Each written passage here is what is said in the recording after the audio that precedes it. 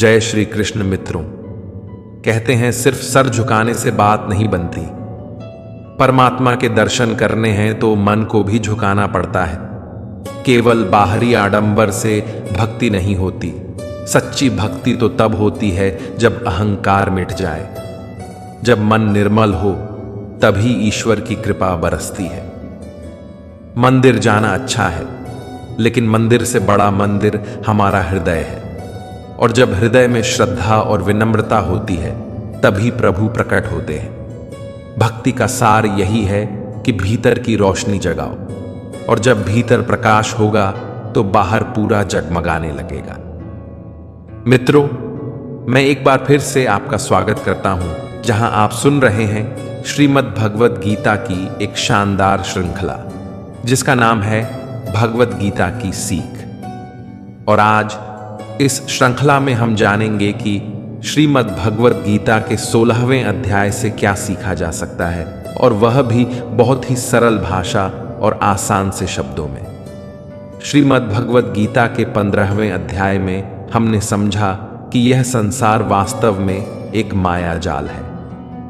हम कैसे इसमें उलझकर अपने असली उद्देश्य से भटक जाते हैं, और कैसे इस मोह और भ्रम से बाहर निकलकर अपने जीवन के लक्ष्य को प्राप्त कर सकते हैं। अब श्रीमद् भगवद गीता के 16वें अध्याय में हम जानेंगे कि मनुष्य का आचरण कैसा होना चाहिए। वे कौन सी दिव्य विशेषताएं हैं जिन्हें अपनाकर इंसान अपने कार्य क्षेत्र में सफलता पा सकता है और अपने जीवन में शांति और संतुलन स्थापित कर सकता है। तो आइए मित्रों, मैं आपको लेकर चलता हूं श्रीमद् भगवद गीता के 16वें अध्याय की शिक्षाओं की इस अद्भुत और प्रेरणादायक यात्रा पर। श्रीमद् भगवद गीता अध्याय 16, देवासुर संपदा विभाग योग। मित्रों, इस अध्याय में भगवान श्री कृष्ण ने मानव जीवन की दो मुख्य प्रवृत्तियों का अत्यंत सुंदर और गहन वर्णन किया है, दैवी संपदा और आसुरी संपदा। श्री कृष्ण बताते हैं कि मनुष्य का आचरण, उसकी सोच और उसके कर्म ही यह तय करते हैं कि वह दैवी मार्ग पर अग्रसर होगा या आसुरी मार्ग की ओर ढल जाएगा। दैवी गुण वे हैं जो सत्वगुण के पोषण से, धार्मिक ग्रंथों की शिक्षा का पालन करने से और निरंतर आध्यात्मिक साधना के अभ्यास से विकसित होते हैं। यह गुण व्यक्ति को सत्य, अहिंसा, करुणा, आत्मसंयम, क्षमा, दया और ईश्वर भक्ति के मार्ग पर ले जाते हैं। दैवी संपत्ति जीवन को ऊंचाइयों तक पहुंचाती है और अंततः साधक को भगवत प्राप्ति यानी परम सत्य और परम शांति की ओर अग्रसर करती है।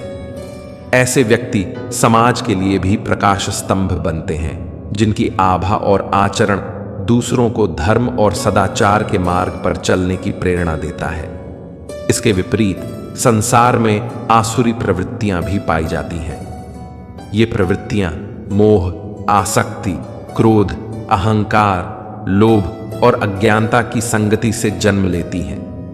भौतिक सुखों में लिप्त होकर जब इंसान केवल इंद्रियों की तृप्ति को ही जीवन का लक्ष्य मान लेता है, तो उसमें आसुरी संपदा का विकास होने लगता है। ऐसे लोग धर्म और शास्त्रों की अवहेलना करते हैं, सत्य का अनादर करते हैं और केवल भौतिक विचारों व स्वार्थ को ही सर्वोपरि मानते हैं।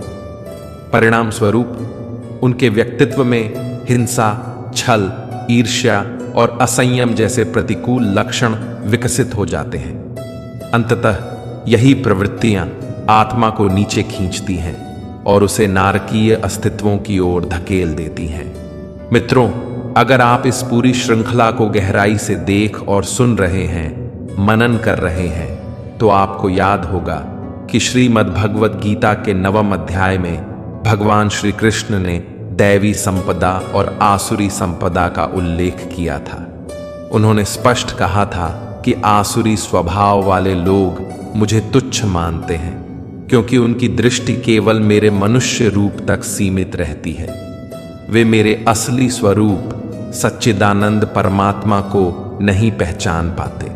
वे केवल बाहरी शरीर को देखते हैं और सोचते हैं कि कृष्ण भी साधारण मनुष्य ही हैं, इस कारण वे अहंकार, मोह और अज्ञानता में डूबे रहते हैं और मुझे सच्चे भाव से जान नहीं पाते। इसके विपरीत जिनके भीतर दैवी गुण होते हैं वे मुझे अनन्य भाव से भजते हैं। उनका हृदय श्रद्धा और प्रेम से भरा होता है। वे मेरे प्रति अटूट विश्वास रखते हैं और हर परिस्थिति में मुझे अपना सर्वस्व मानकर मेरा स्मरण करते हैं। दैवी संपदा वाले भक्त जानते हैं कि मैं केवल यह शरीर नहीं हूं, बल्कि समस्त ब्रह्मांड का पालन करता और आत्मा का आधार हूं।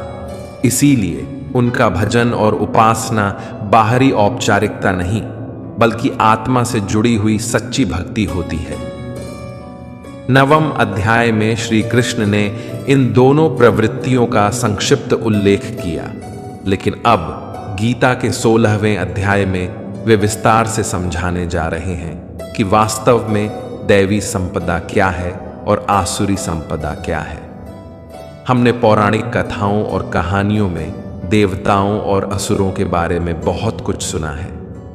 देवता हमेशा धर्म, करुणा, दया और सत्य के प्रतीक माने जाते हैं, जबकि असुर अधर्म, क्रोध, लोभ और अहंकार के प्रतीक। लेकिन श्री कृष्ण हमें यह बताते हैं कि यह केवल पुराणों की कहानियां नहीं हैं, बल्कि हमारे भीतर भी ये दोनों प्रवृत्तियां मौजूद हैं। जब हम दया, करुणा, क्षमा, आत्म संयम और सत्य का पालन करते हैं तो दैवी गुण प्रकट होते हैं, और जब हम अहंकार, लोभ, क्रोध, मोह और हिंसा को बढ़ावा देते हैं तो आसुरी गुण हावी हो जाते हैं।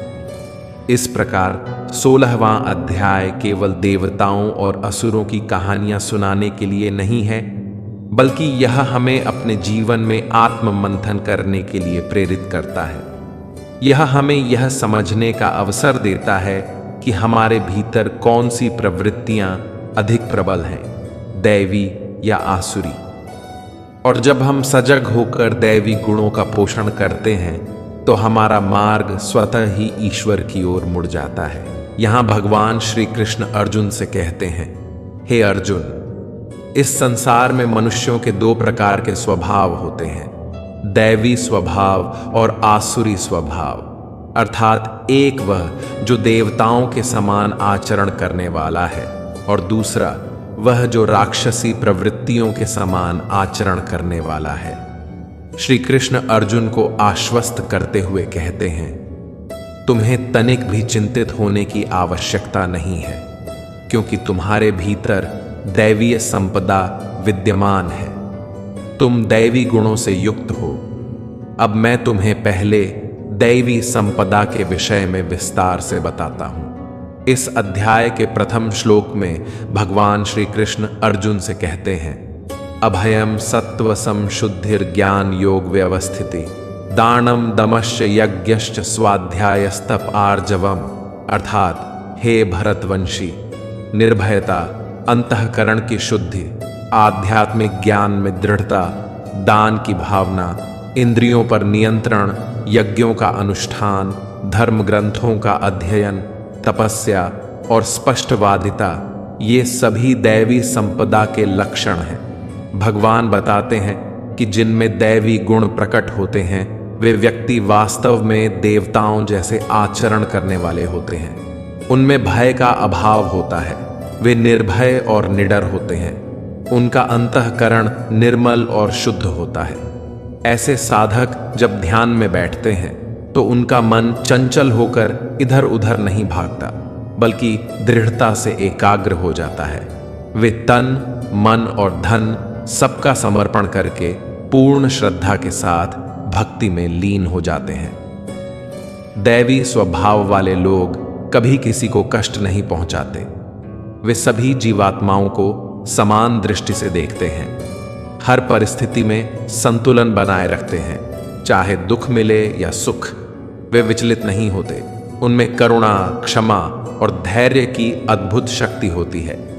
क्रोध और मोह से दूर रहना, अपने ही गुणों का भी अभिमान न करना और हर स्थिति में ईश्वर को स्मरण करना, यही उनके जीवन का आधार होता है। मित्रों, यही दैवी स्वभाव है। यह अध्याय दैवी गुणों से संपन्न पुण्यात्माओं के निरूपण से प्रारंभ होता है। ऐसे गुण आत्मा को ऊंचाइयों तक ले जाते हैं और अंततः ईश्वर की प्राप्ति कराते हैं। इसके बाद भगवान इसमें आसुरी गुणों का भी उल्लेख करते हैं। वे गुण जो इंसान को अज्ञान, मोह, क्रोध, लोभ और अहंकार के जाल में बांधकर जीवन और मृत्यु के चक्र में फंसा देते हैं। श्री कृष्ण हमें सचेत करते हैं कि इन आसुरी प्रवृत्तियों से दूर रहना अत्यंत आवश्यक है, क्योंकि यदि इन्हें अपनाया जाए तो आत्मा पुनः अंधकार की ओर खींच जाती है।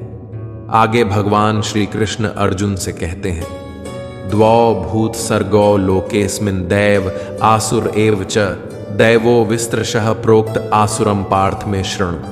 अर्थात हे पार्थ, इस संसार में दो प्रकार के मनुष्य पाए जाते हैं। एक वे जो दैवी गुणों से संपन्न हैं और दूसरे वे जो आसुरी स्वभाव वाले हैं। दैवी गुणों का मैंने विस्तार से वर्णन कर दिया है।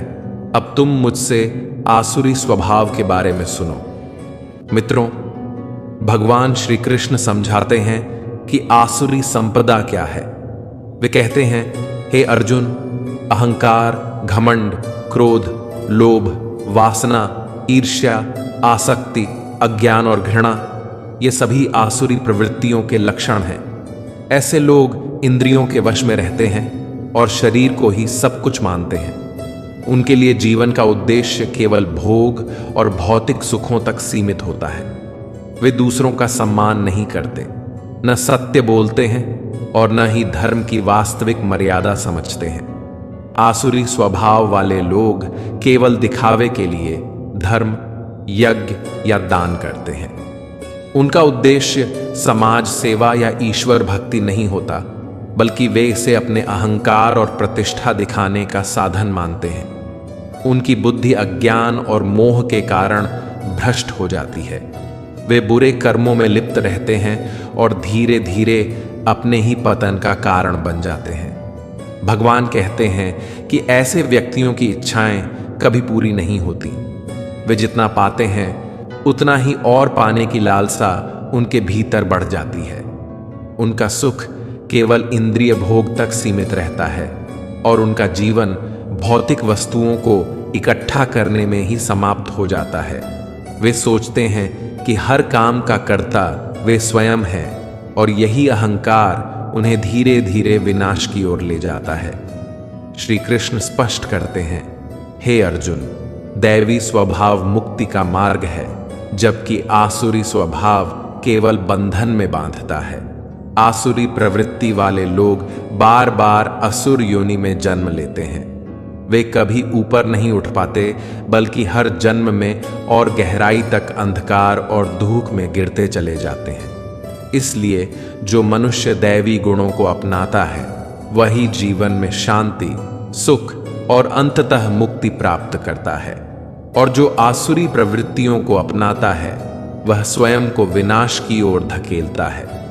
गीता हमें यही सिखाती है कि हमें सजग होकर अपने भीतर झांकना है और यह देखना है कि कौन सी प्रवृत्तियां हमें ऊपर उठा रही हैं और कौन सी हमें नीचे गिरा रही हैं। भगवान श्री कृष्ण अर्जुन को समझाते हैं, काम, क्रोध और लोभ ये तीन नरक के द्वार हैं। हे अर्जुन, ये तीनों ही मनुष्य को धीरे धीरे अंधकार और विनाश की ओर ले जाते हैं। इसलिए इनसे जितना शीघ्र हो सके दूर हो जाना ही बुद्धिमानी है। जो भी मनुष्य काम, क्रोध और लोभ जैसे तीनों नरक द्वारों को त्याग देता है वह मेरे ही आश्रय में आ जाता है और उसका जीवन शांति, ज्ञान और भक्ति से भर जाता है। भगवान आगे कहते हैं, हे अर्जुन, तू शास्त्रों के आदेशों और उपदेशों को समझकर ही अपने जीवन में आगे बढ़। दैवी गुणों को अपनाकर कर्म करता जा, क्योंकि यही तुझे मुक्ति और परम आनंद की ओर ले जाएंगे। इस अध्याय के अंतिम श्लोक में भगवान एक गूढ़ सत्य बताते हैं, तस्मात् शास्त्रम प्रमाणम ते कार्याकार्य व्यवस्थितो ध्यात्वा शास्त्र विधानोक्तम कर्म कर्तुमिहार्हसि। अर्थात क्या करना चाहिए और क्या नहीं करना चाहिए, इसका निर्णय करने का अधिकारी केवल शास्त्र है। शास्त्र ही हमारे जीवन का वास्तविक मार्गदर्शक है। इसलिए हे अर्जुन, तू शास्त्रों में वर्णित विधानों को स्वीकार कर, उनके अनुसार अपने कर्तव्यों का पालन कर और अपने जीवन को धर्म, भक्ति और सत्य की ओर ले जा। श्री कृष्ण इस अध्याय का समापन करते हुए हमें यह सिखाते हैं कि जीवन का मार्ग हमें स्वयं नहीं गढ़ना है, बल्कि शास्त्रों से प्रेरणा लेकर उनके निर्देशों का पालन करते हुए आगे बढ़ना है। जो व्यक्ति शास्त्रों के विधान को मानकर चलता है वह कभी पथभ्रष्ट नहीं होता और अंततः भगवत प्राप्ति के मार्ग पर अग्रसर हो जाता है। मित्रों, दैवीय स्वभाव और आसुरी स्वभाव दोनों ही हमारे हृदय में निवास करते हैं। यही दोनों हमारे आचरण, विचार और कर्मों को निरंतर प्रभावित करते रहते हैं। जब आसुरी संपदा हम पर हावी हो जाती है तो हमारा व्यवहार कठोर, क्रोधपूर्ण और स्वार्थी हो जाता है और हम अनजाने ही असुरों जैसा जीवन जीने लगते हैं। वहीं जब दैवी संपदा प्रकट होती है तो हमारा हृदय करुणा, विनम्रता, प्रेम और भक्ति से भर जाता है और हमारा जीवन देवताओं के समान उज्जवल बन जाता है। इसीलिए भगवान श्री कृष्ण ने हमें सजग रहने का संदेश दिया है कि अपने मन और इंद्रियों को वश में रखकर हमें सदैव दैवीय गुणों का विकास करना चाहिए। यही गुण हमारे जीवन को सुखमय, सफल और शांति से परिपूर्ण बनाते हैं। भगवान ने विशेष रूप से 3 आसुरी प्रवृत्तियों का उल्लेख किया है: काम, क्रोध और लोभ। उन्होंने स्पष्ट कहा है कि ये तीनों ही नरक के द्वार हैं। काम व्यक्ति को लालच और वासनाओं में बांध देता है, क्रोध उसकी बुद्धि नष्ट कर देता है और लोभ उसे कभी संतुष्ट नहीं होने देता। ये तीनों मिलकर हमारे सुख, शांति और सफलता के सबसे बड़े शत्रु बन जाते हैं। इसलिए हे मित्रों, हमें निश्चय करना होगा कि इन तीनों दुष्प्रवृत्तियों से दूरी बनाकर दैवीय गुणों का आलिंगन करें।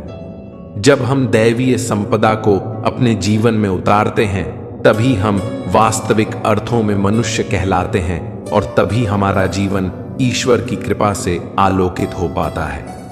मित्रों, आशा है कि आपको श्रीमद् भगवद गीता के 16वें अध्याय की यह सरल और सहज व्याख्या अवश्य पसंद आई होगी। इस अध्याय से आपने क्या सीखा, कृपया हमें कमेंट करके अवश्य बताइए।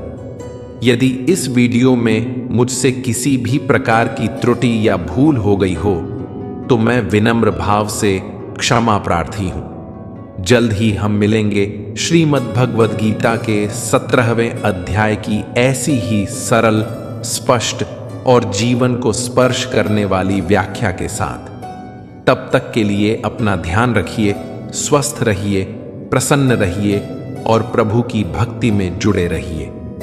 जय श्री राधे कृष्णा। राधे राधे।